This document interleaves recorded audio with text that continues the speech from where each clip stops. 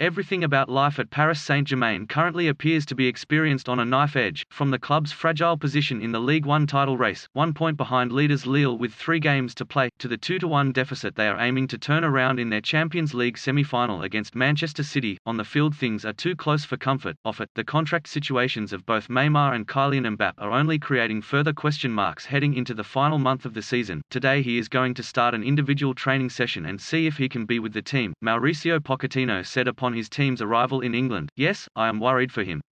There is still one day and we will see and decide if he is going to be available. City, though, successfully shut Mbappe down on his home turf of Parc des Princes last week. His influence was limited to a thrilling breakaway early in the second half that saw him zip across along the 6-yard box that Marco Verratti was inches away from touching to make it 2-0. Otherwise, the 22-year-old failed to muster even a single shot, despite ostensibly being PSG's number 9 for the evening. If the nature of the second half collapse led to Pochettino's management of the side coming under scrutiny, so too did Mbappe's uncharacteristic lack of end product. The origin of this problem, though, was not the fixture against City, but in the closing stages of a Ligue 1 encounter against Metz the previous weekend. I think we handled him perfectly, Pochettino objected when probed about Mbappe playing the full 90 minutes in Metz. We said that against Metz, he hardly touched the ground when he was running. He was almost flying because he was so good physically. In the match before that, against Angers in the Coupe de France, he was rested. And he played the game before that. He suffered his injury at the end of the match against Metz. It could have happened in the first minute.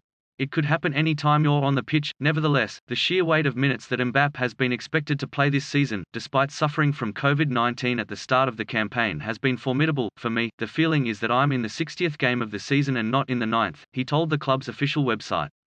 We've had a marathon of games. Generally, when you get to a Champions League final, you have a holiday, but we got to the final and we didn't have time to rest. His statistics may not have suffered. He has scored 37 goals and laid on a further 10 assists, but his performances have not been the consistently explosive variety that fans the world over have grown used to seeing from this shining light of the game. Mbappe, though, has successfully roused himself for the big occasion this season, as Barca and Bayern have already found to their cost, and fixtures scarcely get any bigger than Tuesday's match at the Etihad Stadium. PSG will have to chase the game and find a way to impose themselves upon the Premier League champions-elect for the full 90 minutes, much like they did during the first half in the French capital. It will require an impeccable performance from back to front, and though it is not an impossible task given the tools at PSG's disposal, it is one that they surely need Mbappe to be at his best for.